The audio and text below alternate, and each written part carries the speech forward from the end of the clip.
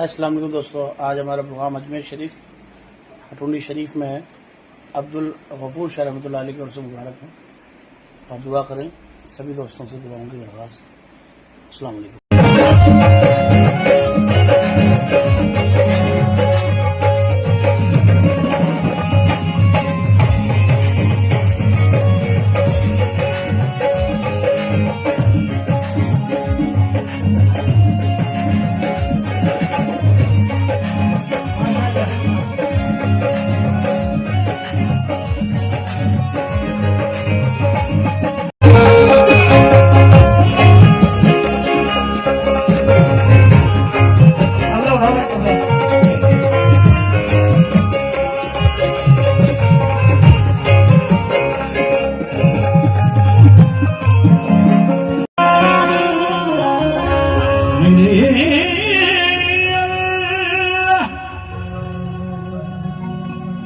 मेरी मौला